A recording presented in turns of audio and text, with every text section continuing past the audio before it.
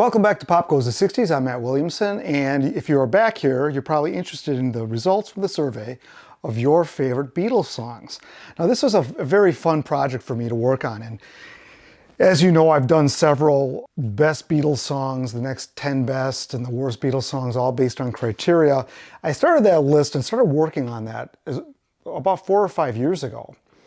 So my favorites list was done back then. I figured, well, I'm going to do this at some point, and I started on that list back then, and all these years later, I had it. It was easy for me to do. I realized it was not easy for everyone to do. In fact, some of you were unable to do it. You couldn't bring yourself to choose just 10 of your favorite Beatles songs. The reason you couldn't do it is because you lacked discipline. Now, those of you that were disciplined and could actually take the survey, I thank you.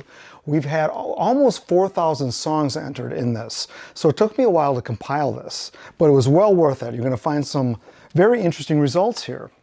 All right, we're going to get started. I'm going to begin right at the top. I'm not going to build the suspense like some of these clickbaity channels do. We're just going to go for the gusto here and not waste too much of your time. All right. Out of all these votes, nearly 4,000, hey Bogues, Strawberry Fields Forever was number one, 138 votes.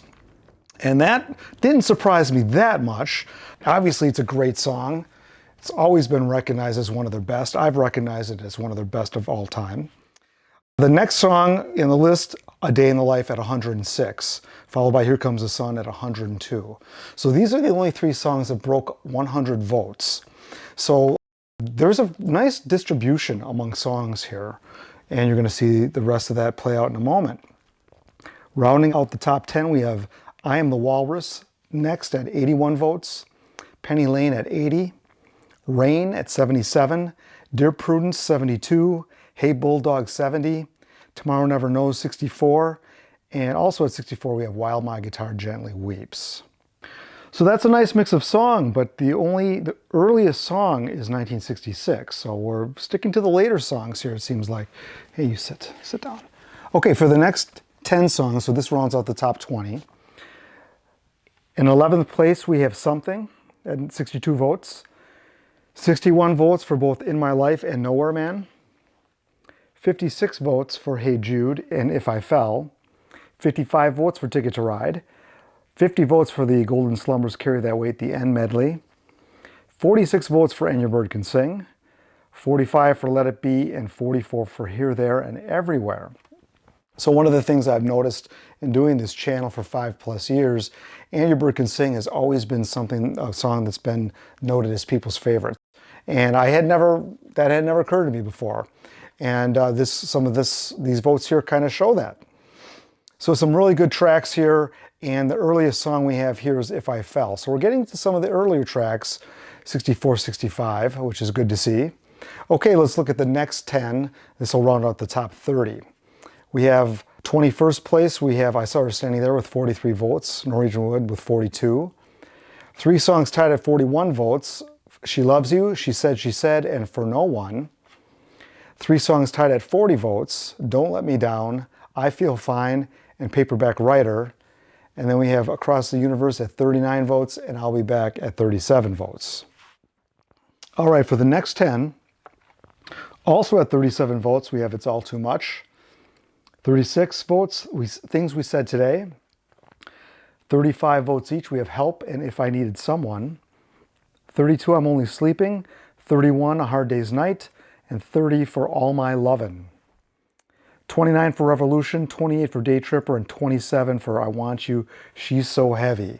Okay, that gives us 40, your top 40. So we're going to do 10 more. And we're going to break these down a little bit and talk about them. Okay, the final 10 to round out the top 50. 27 votes for No Reply and We Can Work It Out. 26 votes for Blackbird, Long, Long, Long, She's Leaving Home. 25 votes for Come Together, I've Got a Feeling, There's a Place, and I Love Her. And at number 50, we have 24 votes for Taxman. All right, just some surprises here for me personally. I think the big surprise is There's a Place in the top 50. That's a song for me that's gained, I've really started to appreciate that song more and more. I always loved it. That first album I think is killer and a song I've always really loved, but now I appreciate it more for the lyrics, and apparently many of you do as well. So that was one that really jumped out at me. I mentioned And Your Bird Can Sing, a favorite of many. One I was glad to see on here was I'll Be Back. That's in the top 30 at number 30, which is not one I would figure would have rated that highly, but it did. One of my personal favorites, If I Needed Someone, that was at number 34, and I was kind of surprised to see that one in the top 50 as well. So anyway, a few surprises here, a little bit heavier on the later period songs, but one of the things I wanted to bring out that jumped out at me is the fact that I'm going to break these down by writer. If we look at the top 10, we have 7 Lennon songs, 1 McCartney song, and 2 Harrison songs. Now that is a little surprising. We have Lennon dominating the top 10, and Harrison with 1 more track over McCartney. And the McCartney song is Penny Lane. Now most of these songs in this top 50 are pretty much, I'll attribute the writer to who basically wrote the song, who wrote the lion's share of the song. Obviously there's some collaboration on some of these. There's one that's pretty much 50-50. Other than that, the rest are pretty much, I think you can assign to a specific writer. So if we look at the top 20, McCartney gains a little bit here. We have Lennon with 12 tracks, McCartney 5, Harrison 3. And if you go through these top 50, it winds up being Lennon with 27, McCartney 15, and Harrison 7. And there's one collaboration, that'd be She Loves You, Lennon-McCartney. I didn't attribute that to either. But here we have Lennon with pretty much dominating the top 50 of Your Favorite Songs. 27 tracks to McCartney's 15, Harrison with a very healthy 7, since he didn't have that many songs, but I guess the songs he did, they counted. So that's rather interesting, and I don't really know what to attribute that to, other than perhaps, I mean, melodically speaking, I mean, the Beatles always have great melodies. And I think in the case of Lennon's songs, maybe gaining a little bit more favoritism may have to do with the lyrics. Maybe they go a little deeper.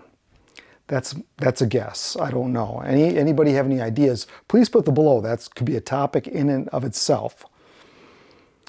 So I just want to tell you, man, when you do a channel like this, the people you get, I mean, and this is not just me, any YouTuber will tell you stories like this, but I had a guy, fucking idiot, telling me that he didn't agree with my favorites, that he had a problem with some of my favorites, in particular that I didn't have any from 1964. So apparently I should have better favorites, more like his apparently. So you get that. You get that on these channels, and it's really kind of interesting to see what people think you should be thinking. Now, one of the things that I wanted to also showcase are some of the low-getting songs.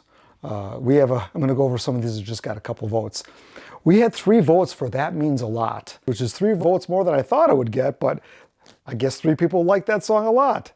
3 for I'll Be On My Way, 2 for Revolution 9.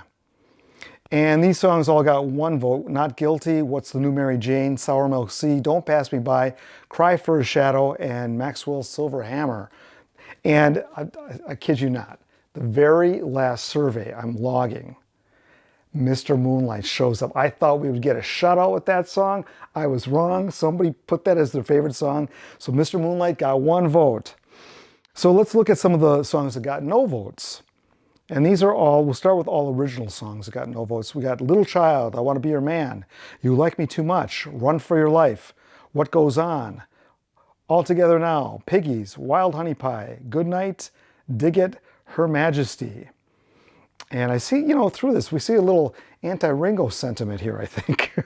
The other songs that didn't get any votes that were covers were Act Naturally, Dizzy Miss Lizzy, Maggie May, Everybody's Trying to Be My Baby, and Kansas City, Hey, Hey, Hey.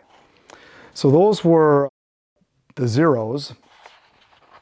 And the anthology tracks, those actually got a couple votes. So Free as a Bird got 3, Real Love got 2, and Now and Then got 1 vote.